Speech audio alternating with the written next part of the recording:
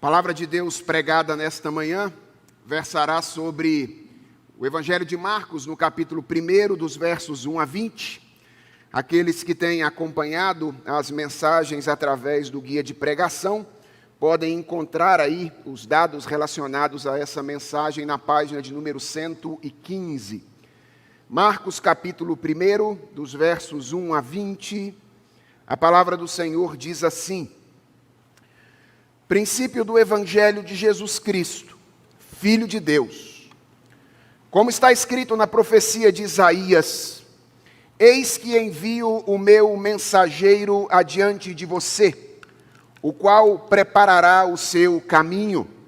Voz do que clama no deserto: preparem o caminho do Senhor, endireitem as suas veredas.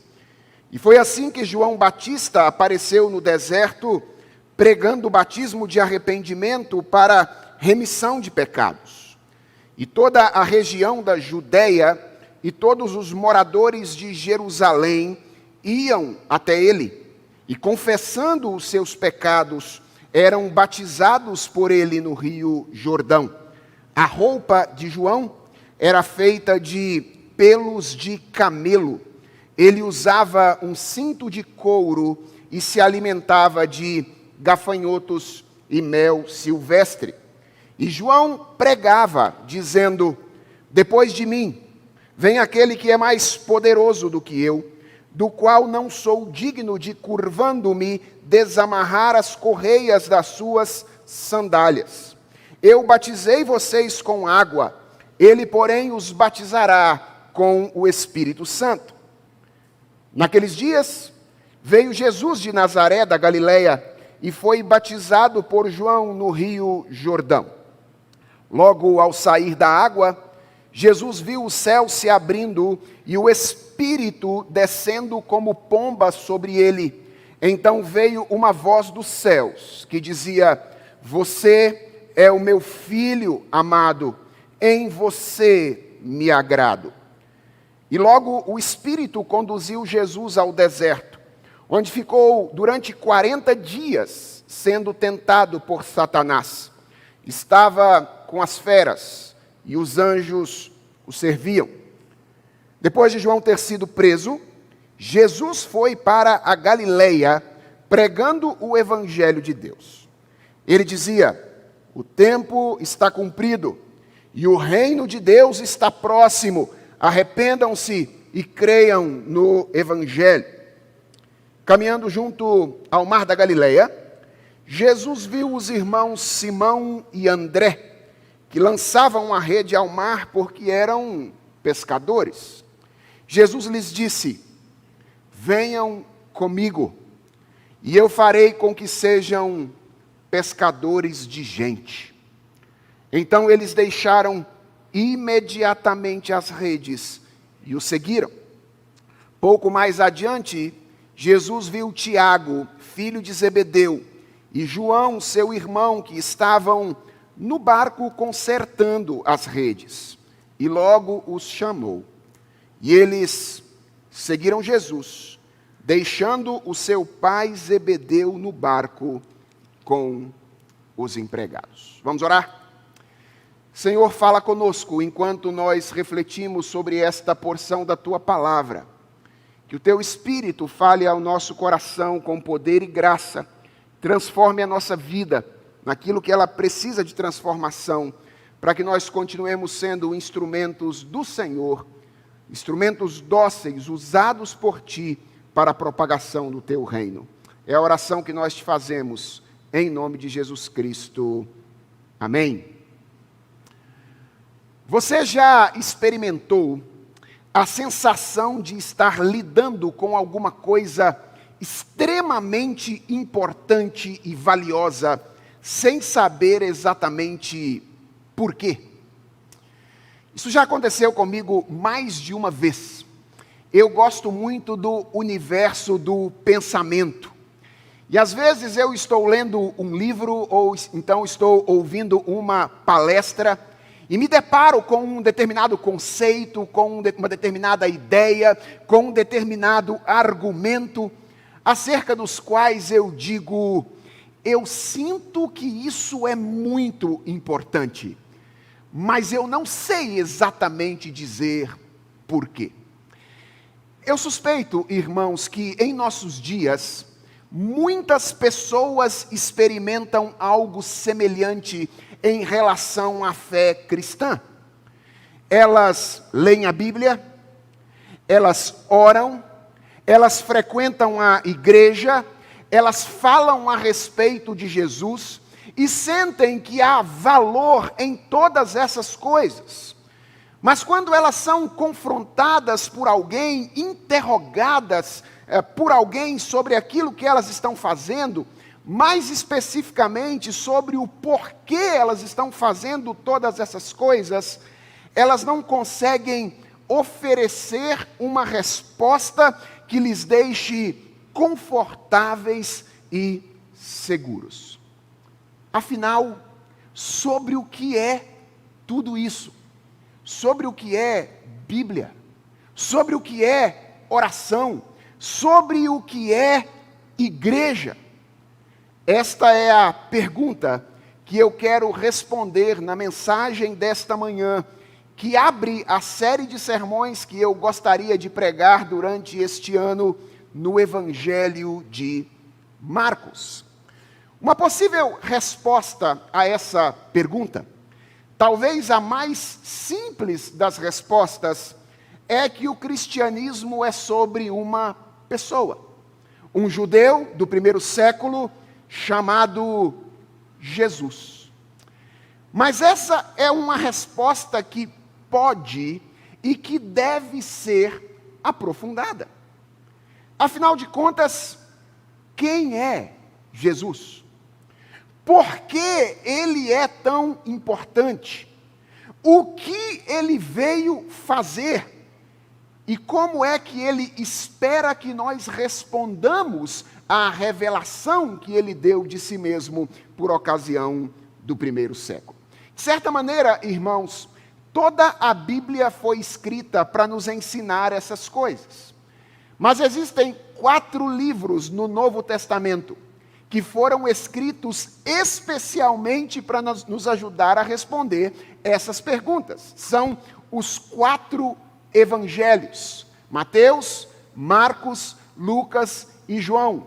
4 biografias teológicas que têm objetivos diferentes e complementares. Mateus escreve primariamente para os judeus, com o objetivo de mostrar que Jesus é o Messias prometido durante todo o Antigo Testamento. É por isso que o Evangelho de Mateus começa com uma genealogia que liga Jesus a Davi e depois a Abraão. Lucas escreve o seu evangelho principalmente para os gregos. E ele apresenta Jesus Cristo como o homem perfeito que viveu sob o poder do Espírito Santo. Daí o constante uso no livro de Lucas da expressão Filho do Homem. Jesus é o Filho do Homem. João é o mais geral dos evangelhos. Ele escreve para o mundo todo e apresenta Jesus Cristo como aquele em quem nós devemos crer e por meio de quem nós obtemos a vida eterna.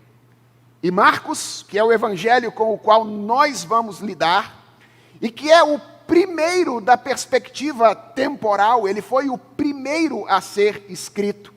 Foi escrito primariamente para cidadãos romanos, com a finalidade de apresentar Jesus como o rei que se fez servo e deu a sua vida em resgate por muitos. Ao longo desta série, você vai visualizar várias características do Evangelho de Marcos. Mas eu quero apresentar 2 que são muito importantes para que a gente entenda o nosso ingresso hoje nesse Evangelho. Uma primeira é que o Evangelho de Marcos é um evangelho extremamente dinâmico, extremamente rápido. Uma das palavras que mais aparecem no Evangelho de Marcos é imediatamente. No texto que nós lemos, dos 20 primeiros versículos, ela aparece 4 vezes. Uma vez traduzida como imediatamente e outras 3 vezes traduzida como logo. Então, Marcos é um evangelho de ação. Ele não está tão interessado naquilo que Jesus veio falar. Marcos não registra nenhum dos grandes discursos de Jesus. Parábolas que são grandes nos outros evangelhos, às vezes são apresentadas em Marcos com uma única frase. Porque ele não está tão interessado naquilo que Jesus disse. Ele está interessado naquilo que Jesus fez. Não me entenda mal, por favor. Eu não estou dizendo que aquilo que Jesus disse é menos importante do que aquilo que Jesus fez. Tudo é importante. E é por isso que nós temos 4 evangelhos, para que outros evangelistas enfatizem aquilo que Jesus disse. O que eu estou dizendo é simplesmente que o evangelho de Marcos, especificamente, enfatiza as ações de Jesus e não os discursos de Jesus, como fazem os outros evangelhos. E uma outra característica importante desse evangelho é que a sua dinâmica entrelaça perspectivas narrativas diferentes. Sabe aqueles filmes de ação que contam a história de diferentes personagens? Ou então contam as diferentes relações de um determinado personagem, de modo que todas essas linhas narrativas se amarram no final da trama? Marcos é assim. É possível, por exemplo, ler o Evangelho de Marcos da perspectiva do caminho que Jesus percorreu até a cruz do Calvário. Também é possível ler o Evangelho de Marcos da perspectiva das lutas, dos embates que Jesus Cristo teve com os líderes religiosos da sua época. E também é possível ler o Evangelho de Marcos, e é isso que nós vamos fazer ao longo de todo esse ano, da perspectiva da relação de Jesus com os seus discípulos. De como Jesus chama um grupo de pessoas e treina este grupo para que eles participem e deem continuidade ao seu ministério. Discípulos, aliás, é uma palavra que no Evangelho de Marcos é usada às vezes de maneira muito mais ampla, para se referir não apenas àqueles 12 que Jesus Cristo chamou, mas a todos aqueles que decidem seguir a Jesus. Aliás, seguir é uma ideia central no Evangelho de Marcos, que está presente já nessas primeiras palavras do livro que carrega o seu nome e que nos ajuda a responder à pergunta com a qual nós começamos a mensagem de hoje. Afinal, sobre o que é tudo isso? Sobre o que é Bíblia, sobre o que é oração, sobre o que é vida de igreja, sobre o que é o cristianismo, sobre o que é a fé cristã?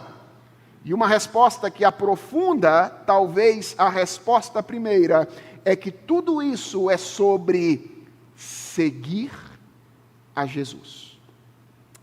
Marcos começa o livro que nós estamos começando a estudar com a dinâmica que lhe é peculiar, apresentando o seu tema e o seu personagem. As primeiras palavras de Marcos vão diretamente ao ponto, princípio do Evangelho de Jesus Cristo, Filho de Deus.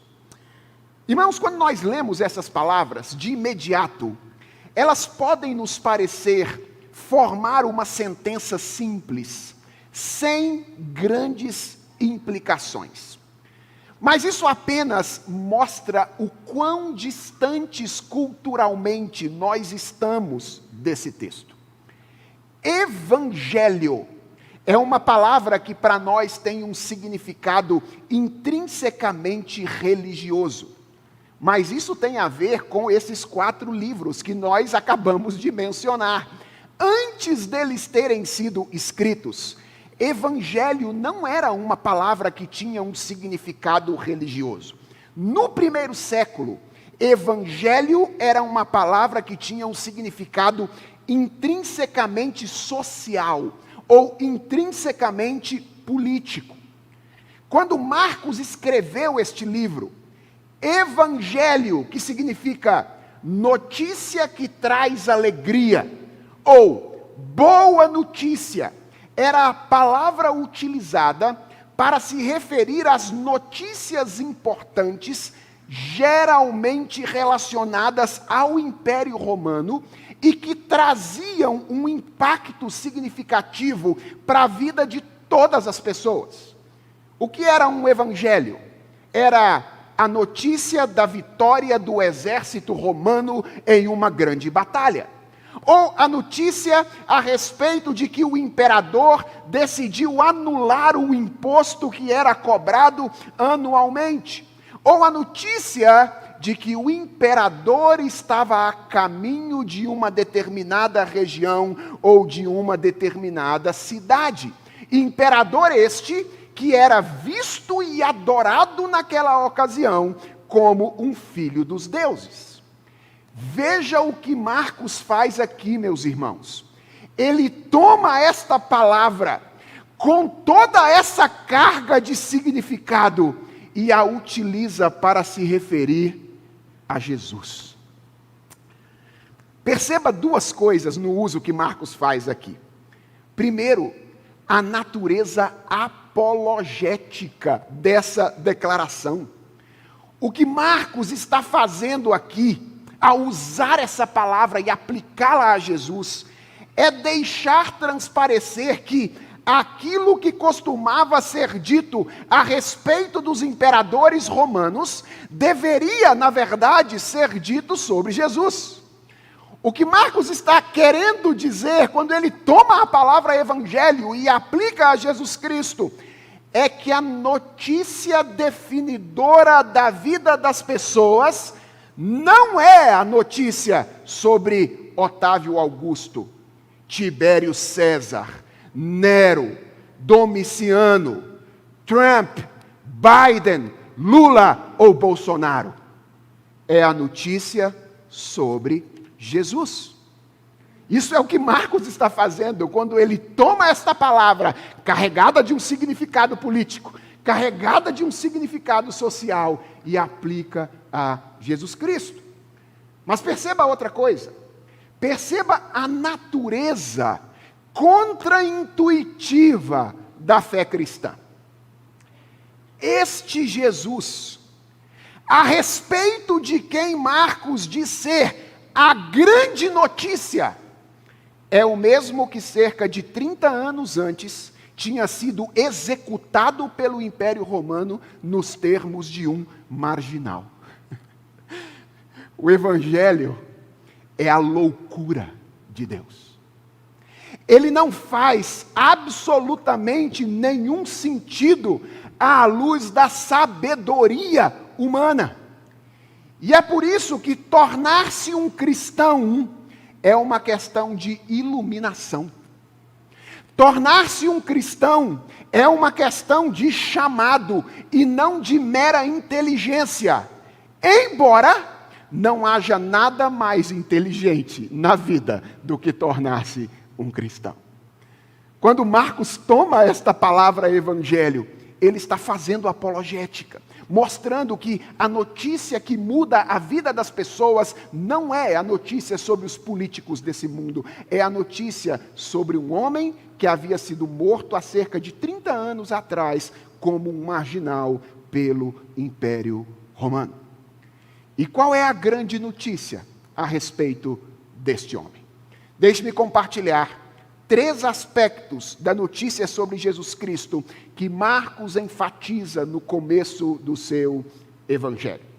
O primeiro aspecto é que ele é rei. Jesus é rei. Qualquer cidadão romano que lesse os versos 2 a 7 do texto que nós lemos hoje juntos, perceberia que isso era o que Marcos estava dizendo a respeito de Jesus. Porque aqui nos versos 2 a 7, Marcos usa a figura de um cortejo imperial. Naquela época, as estradas não eram como são as estradas hoje. Você viaja aqui pela Bandeirantes ou viaja aqui pela Castelo Branco, e se você não tomar cuidado e o seu pé for um pouquinho pesado, as estradas são tão boas que você toma algumas multas em um pouco tempo de distância, ou com uma pequena distância. As estradas que nós conhecemos hoje são estradas boas. Naquela época, as estradas eram acidentadas. Elas eram facilmente sujeitas à degradação. Por essa razão, sempre que um imperador transitava pelas estradas do Império Romano, ele era precedido por alguém que ia à frente dele limpando o caminho, preparando o terreno para que ele pudesse passar. A chegada de um rei era sempre precedida e anunciada naquela época por um arauto. O que Marcos faz nos versos 2 a 7? Ele toma a imagem de João Batista e o apresenta como um arauto que veio para preparar o caminho de Jesus Cristo. Qualquer cidadão romano que fosse colocado diante dessa imagem, saberia imediatamente que Marcos estava identificando a chegada de Jesus Cristo, a aparição de Jesus Cristo, a chegada de um rei. O que um cidadão romano não conseguiria fazer, mas todo cidadão judeu que lesse esses versos conseguiria, é saber que Jesus era o Rei divino, outrora prometido pelo Antigo Testamento. E isso fica claro aqui, irmãos, no fato de que esta figura utilizada por Marcos não é originalmente marcana. Na verdade, o que Marcos está fazendo nesses versículos é interpretar a chegada de Jesus Cristo à luz de duas profecias do Antigo Testamento. Uma delas nós lemos hoje, durante a nossa liturgia. Isaías capítulo 40, versos 3 a 5, que diz: uma voz clama, no deserto preparem o caminho do Senhor, no ermo façam uma estrada reta para o nosso Deus. Todos os vales serão levantados, todos os montes e colinas serão rebaixados, o que é tortuoso será retificado, e os lugares ásperos serão aplanados. A glória do Senhor se manifestará, e toda a humanidade a verá, pois a boca do Senhor o disse. Essa é uma das profecias que Marcos está mencionando e relacionando a João Batista. Ele é a voz que clama no deserto. Mas há uma segunda profecia, que é a profecia de Malaquias. Malaquias, que no capítulo 3, verso 1, diz: eis que eu envio o meu mensageiro, que preparará o caminho diante de mim. Malaquias, que termina o seu livro, que aliás é o último do Antigo Testamento, com as seguintes palavras: eis que eu lhes enviarei o profeta Elias, antes que venha o grande e terrível dia do Senhor. Preste atenção no que Marcos está fazendo aqui.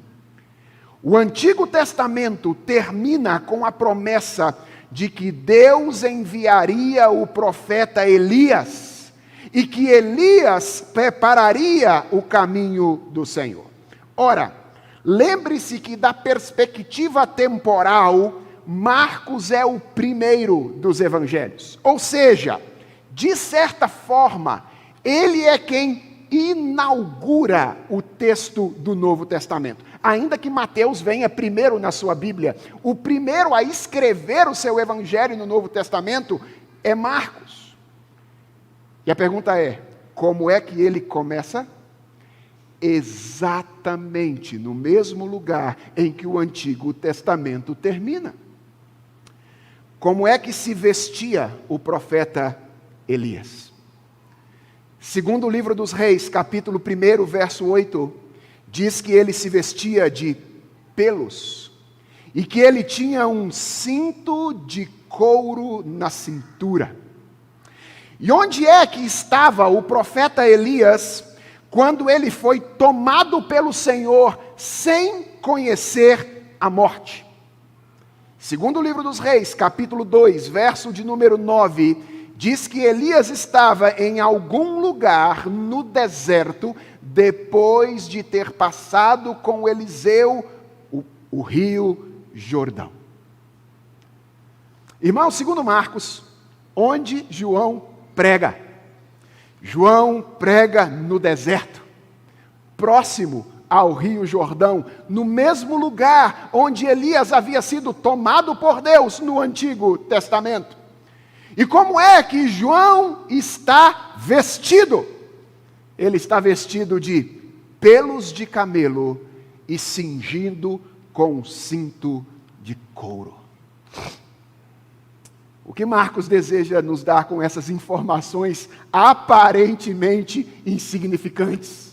O que ele deseja fazer? Ele deseja conectar a figura de João Batista com a figura de Elias, que segundo a profecia final do Antigo Testamento, seria o precursor do rei divino prometido durante todo o seu texto.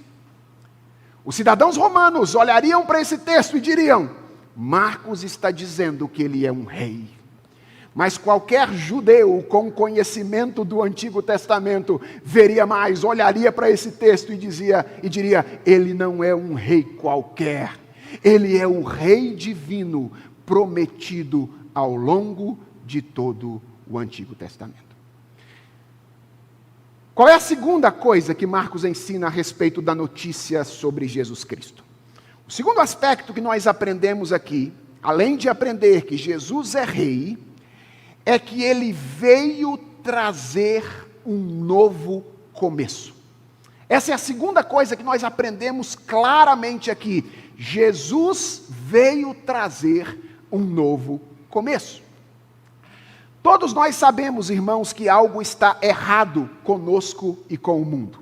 Ninguém precisa ser teólogo profundo para saber que alguma coisa está errada.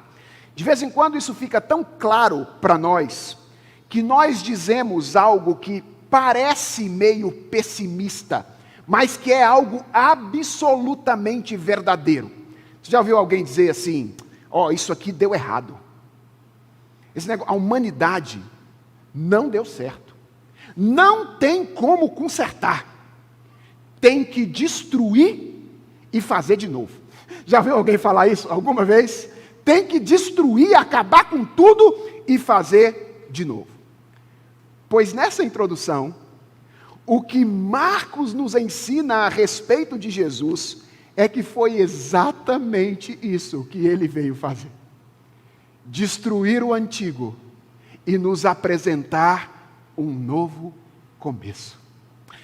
Talvez você esteja se perguntando: pastor, onde é que isso pode ser visto nesses versos?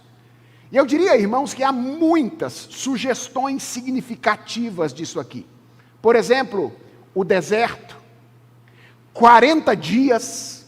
Na história de Israel, essas coisas sempre estiveram ligadas ao início de um novo ciclo, à ideia de um novo começo. Mas a maior de todas as sugestões está em algo que acontece por ocasião do batismo de Jesus Cristo. Esse, aliás, é um evento extremamente revelador da maneira como Jesus veio trazer este novo começo. Você já parou para pensar sobre por que Jesus Cristo foi batizado? O batismo não simboliza a purificação de pecados?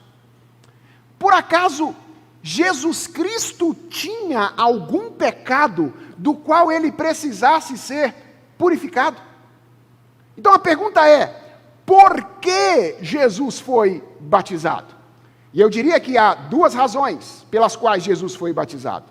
A primeira é identificação. Jesus se submeteu ao batismo identificando-se conosco, para mostrar que aquilo que ele faria ao longo do caminho que ele haveria de percorrer, ele o faria em nosso lugar, como nosso representante, para nos beneficiar pessoalmente. Mas reparem que Marcos faz questão de diferenciar as coisas. Quando ele fala do batismo da multidão, no verso de número 5, ele diz que o batismo da multidão era acompanhado de um ato. Qual era esse ato? Confissão de pecados. Eles confessavam os seus pecados e então eles eram batizados por João. Mas no verso 11, ou nos versos 9 a 11, quando Marcos narra o batismo de Jesus, não há confissão de pecados. Jesus foi batizado em nosso lugar, para mostrar que aquilo que ele haveria de fazer ao longo da sua vida e durante o seu ministério, ele faria como o nosso representante diante de Deus. Identificação. Essa foi a primeira razão pela qual Jesus foi batizado. Mas há uma segunda. E a palavra que eu acho que pode resumir bem essa segunda ideia é inauguração. O batismo de Jesus foi o marco inaugural do seu ministério público. É como se ele estivesse dizendo: vai começar. Está para começar o drama da minha existência terrena. Está para começar aquilo que Deus está para fazer através do rei que ele enviou. Marcos narra esse evento de maneira muito resumida. São apenas 3 versículos que procuram destacar quase que exclusivamente a natureza trinitária desse acontecimento. Qual é o grande foco de Marcos quando ele narra o batismo de Jesus? Parece ser destacar a presença e a ação de cada uma das 3 pessoas da Trindade neste acontecimento. Agora, olhe para o texto e considere a ação das pessoas da Trindade aqui. O Filho faz. O Filho é o ator da cena. O Pai fala. Este é o meu Filho, em quem eu tenho prazer.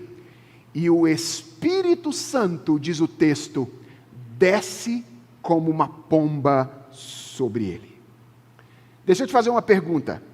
Isso lembra alguma coisa a você? Em que outra ocasião na Bíblia o Pai fala, o Filho age e o Espírito Santo desce e paira sobre as coisas? Em que outra ocasião isso acontece? Gênesis capítulo 1. A narrativa da criação. O Pai fala, a palavra cria e o Espírito Santo choca, paira sobre as coisas que foram criadas. Veja que coisa bonita Marcos está fazendo aqui. Quando ele narra o início do ministério de Jesus, ele sugere um paralelo entre este momento da história e aquele momento da história. Em Gênesis 1, o Pai fala, a palavra age, o Espírito Santo paira e a realidade vem à existência.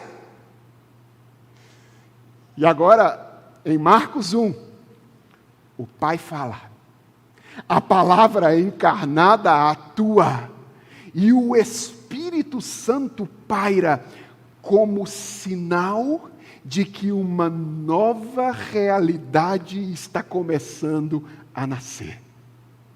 Uma nova criação. Jesus veio ao mundo, irmãos, com esta finalidade: realizar a obra de restauração da realidade prometida desde Gênesis 3,15. Quando Adão e Eva se rebelaram contra Deus e se autodeclararam reis sobre si mesmos, eles, os seus descendentes e toda a realidade passaram a sofrer com as consequências dessa rebeldia. O pecado tomou conta da natureza. O pecado tomou conta do homem, tomou conta da mulher, tomou conta da sociedade, tomou conta da política, tomou conta da economia, tomou conta das artes e de tudo mais para o que você possa olhar neste momento da história.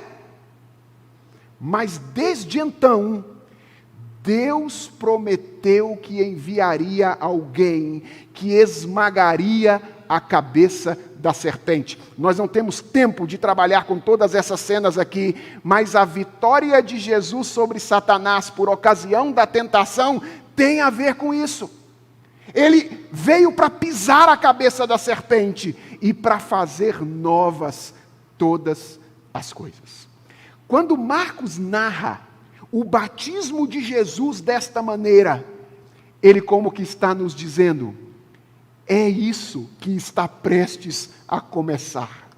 Está chegando a hora de um novo mundo, uma nova natureza, uma nova humanidade, uma nova sociedade, uma nova política, uma nova economia, uma nova arte, um novo tudo está prestes a vir à existência através da vida deste homem, que também é Deus, Jesus Cristo. E ele próprio confirma isso quando começa a pregar. Veja o que diz os versos 14 e 15 do texto que nós lemos. Diz que depois de João ter saído preso, ou ter sido preso, lembra que eu disse que o evangelho é dinâmico? Entre o batismo de Jesus e esse momento aqui, existe um tempo enorme. Mas Marcos não está interessado simplesmente em contar todos os eventos da vida de Jesus. É uma biografia teológica.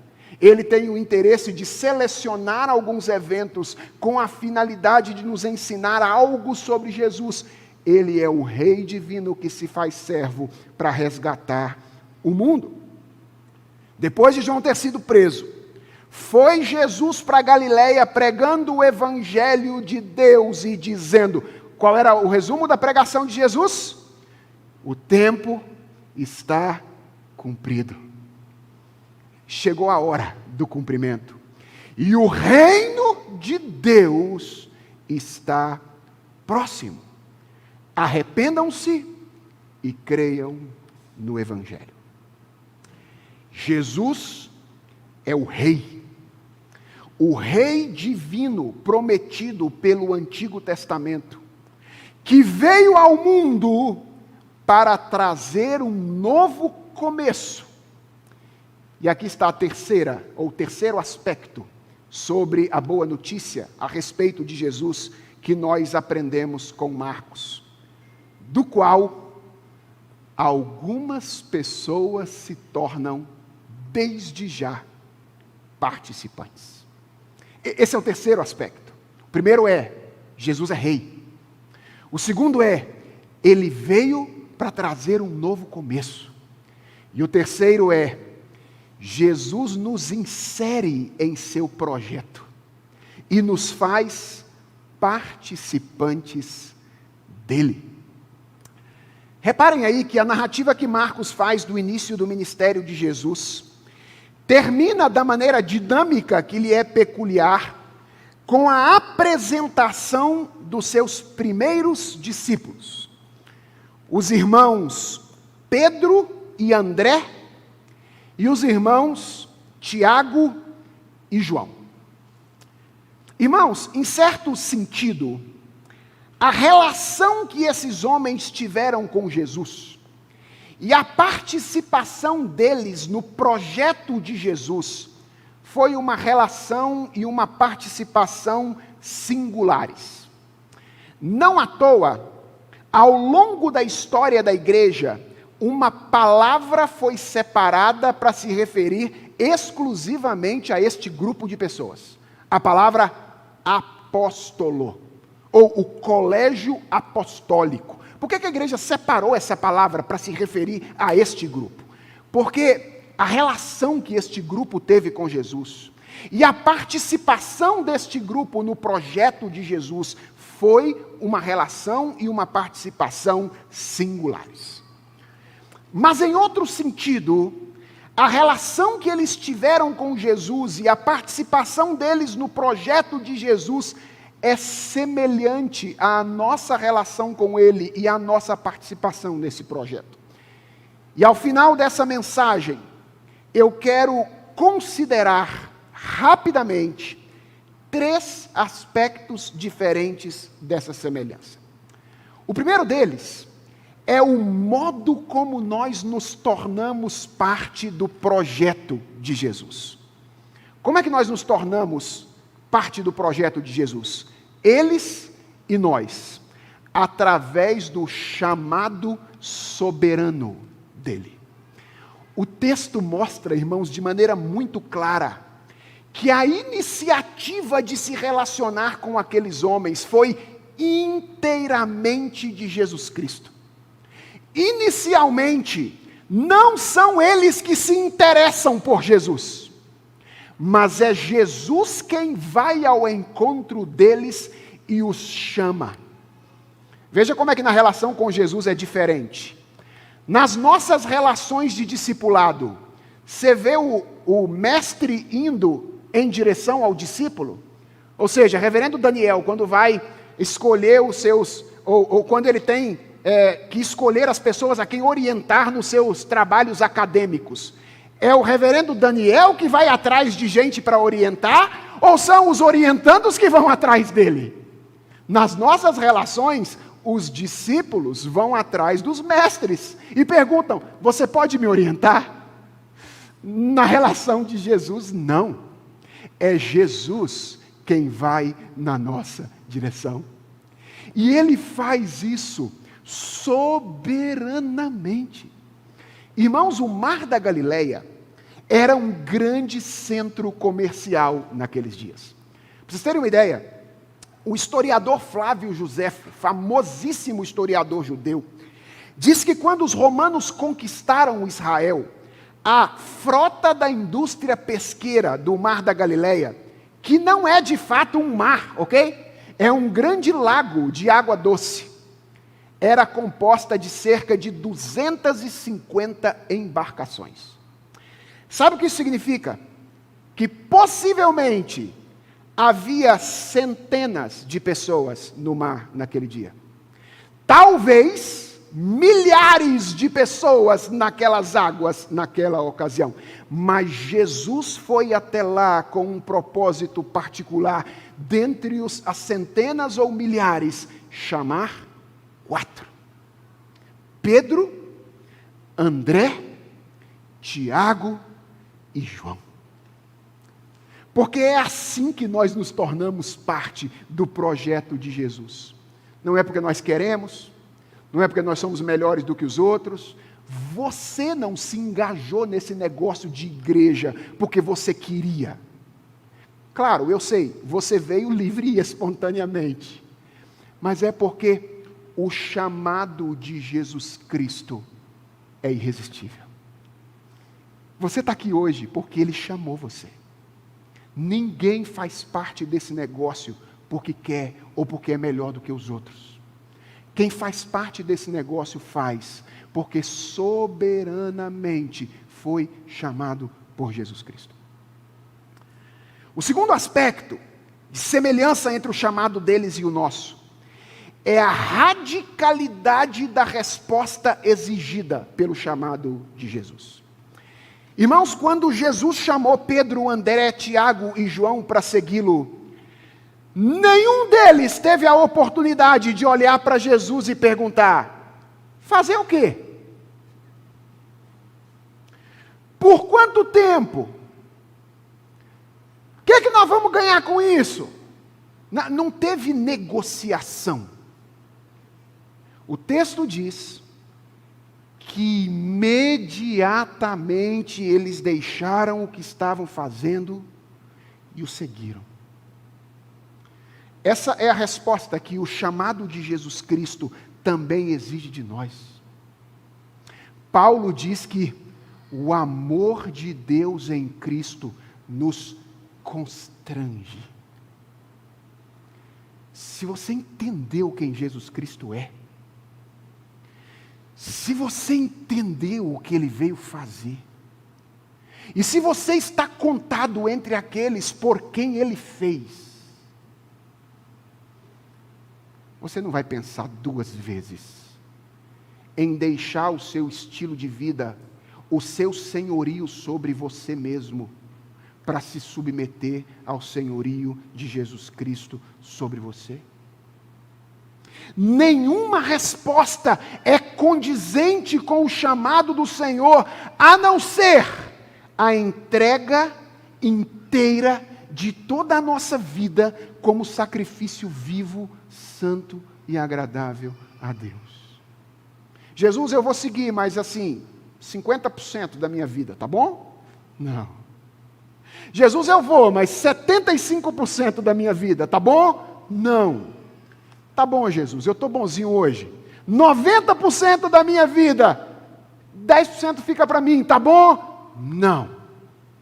O chamado de Jesus Cristo exige uma resposta radical. Que nós abramos mão do nosso senhorio sobre nós mesmos e nos coloquemos integralmente debaixo do senhorio de Jesus Cristo. Mas há um terceiro aspecto importante que nos assemelha ao chamado dos discípulos, o nosso chamado ao chamado dos discípulos nessa ocasião. E ela tem a ver com a finalidade de Jesus ao nos incluir em seu projeto. Qual é a finalidade de Jesus? Segui-lo e nos tornarmos instrumentos poderosos de transformação. Irmãos, vejam quais foram as palavras de ordem pelas quais o chamado soberano de Jesus chegou àqueles 4 discípulos no Mar da Galileia. Foram 2 palavras de ordem. A primeira é: venham comigo. Venham comigo. Considere a natureza do chamado de Jesus. Irmãos, nós precisamos pensar nisso que eu vou dizer agora. O chamado de Jesus não se trata, a princípio, de um chamado para ingressar em uma instituição religiosa. Jesus não chamou os discípulos e disse: vai se tornar membro de uma igreja. Até porque a igreja ainda nem existia, de certa forma, naquela ocasião. Não se trata de um chamado para afirmar determinado credo. Olha, estou chamando vocês para que vocês afirmem determinadas crenças e verdades. Nem se trata, a princípio, de um chamado para cumprir determinadas regras. Reparem, eu não estou dizendo que a membresia na igreja, a reflexão teológica e a obediência séria à vontade revelada de Deus são dispensáveis para a nossa vida cristã. Não é isso que eu estou dizendo. O que eu estou dizendo é que todas essas coisas são meios e não fim. Elas têm valor quando elas contribuem para que isso aqui aconteça. O chamado de Jesus foi: venham comigo. Ele é extremamente pessoal. O que Jesus disse é: vem atrás de mim. Vem ter uma relação pessoal comigo. Venha ouvir o que eu tenho para dizer. Venha falar comigo. Venha me imitar. obedecer aquilo que eu tenho a dizer. E há um detalhe interessantíssimo que às vezes nos passa despercebido aqui. É que venham é um verbo que está no tempo presente, que na língua grega, como no inglês, carrega a ideia de uma ação contínua, constante. O chamado de Jesus não era para que os discípulos o seguissem em ocasiões específicas. Como o chamado de Jesus a nós não é um chamado para que nós o sigamos de maneira ou em ocasiões particulares. Jesus não nos chamou para que nós fôssemos imitadores dele aos domingos. Jesus não nos chamou para que nós fôssemos imitadores dele quando nós estamos na companhia dos nossos irmãos da igreja. Ele nos chamou para segui-lo 60 segundos por minuto, 60 minutos por hora, 24 horas por dia, 30 ou 31 dias por mês, 12 meses por ano, pelos anos que durarem a nossa vida, até que nós cheguemos, levados por Ele, à presença do Senhor. Esse é o primeiro passo do nosso chamado, seguir a Jesus. É sobre isso. Igreja é sobre isso. Bíblia é sobre isso. Relacionamentos cristãos são sobre isso. Fé cristã é sobre isso. E o segundo passo, consequência deste é: e eu farei com que vocês se tornem pescadores de gente. Irmãos, o que Jesus faz aqui é algo magistral no sentido técnico da palavra. Jesus era o mestre por excelência. Esses 4 homens eram pescadores. Eles estavam profundamente relacionados a esta atividade, a atividade de lançar as redes ao mar e tirar de lá os peixes. Então Jesus toma esta atividade com a qual eles estavam acostumados para comunicar o segundo aspecto da finalidade do chamado dele. Ele diz: deixem essas redes. Eu vou dar para vocês redes diferentes. Larguem o que vocês estão fazendo e venham andar comigo. E eu farei com que vocês façam algo muito maior do que vocês imaginam que possam fazer. De novo, há um sentido no qual essa exigência, essa promessa, possui uma implicação bem restrita. Nem todas as pessoas são chamadas a deixar as redes no sentido de abandonar o seu trabalho para se tornar um pregador. Nós sim, nós fomos chamados desse jeito. Talvez nesse sentido, o nosso chamado de pastores tenha mais a ver com o chamado dos discípulos aqui. Mas há outro no qual essa exigência e essa promessa são todo abrangentes. Porque, prestem atenção nisso, pescar gente não é algo que apenas quem se dedica integralmente ao ministério foi chamado para fazer. E se você tiver que ouvir alguma coisa de maneira bem atenta nessa manhã, ouça o que eu vou dizer agora. Você não precisa ter estudado teologia para ser um pescador de gente. Você não precisa ter feito um curso de evangelismo ou de apologética para ser um pescador de gente. Você não precisa sequer ter anos de experiência cristã para se tornar um pescador de gente. Deixa eu te lembrar um episódio na vida de Jesus que nos ilustra isso.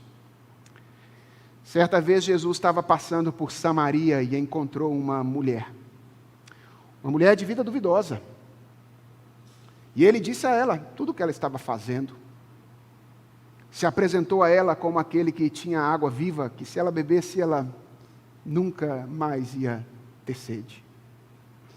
E o texto diz que depois de ter se encontrado com Jesus, essa mulher samaritana imediatamente saiu impactada, dizendo às pessoas: venham ver um homem que me disse tudo quanto tenho feito. Não será ele o Cristo? E não deixa de ser curioso que uma mulher como aquela, com a vida que ela tinha, tenha saído dizendo: ele me disse tudo quanto tenho feito. Curioso, não? Ele me disse tudo quanto tenho feito. Não será ele o Cristo?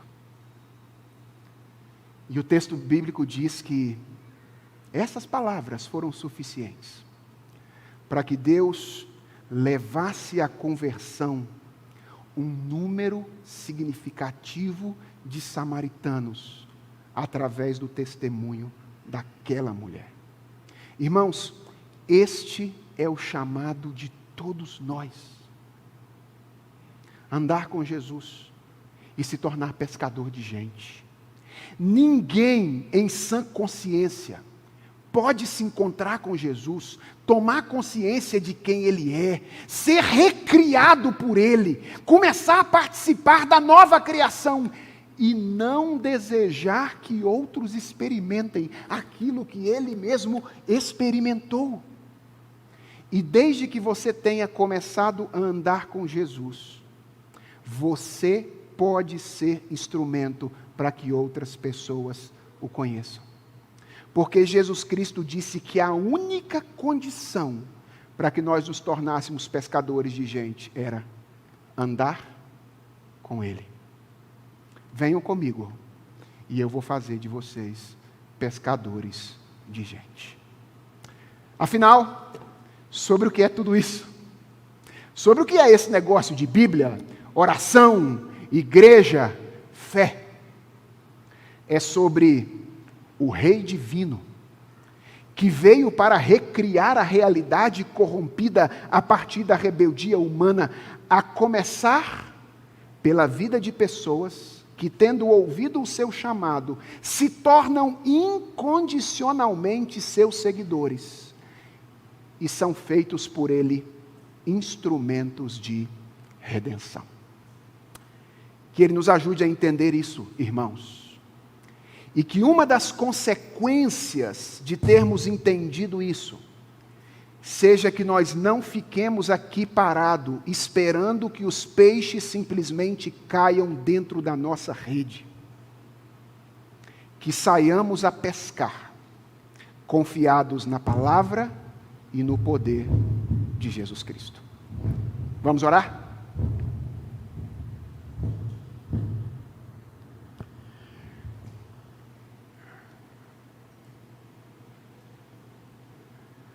Ó Deus, Deus de todas as nações da terra, lembra-te das multidões que foram criadas à tua imagem e não conhecem a obra redentora de Jesus Cristo, o nosso Salvador.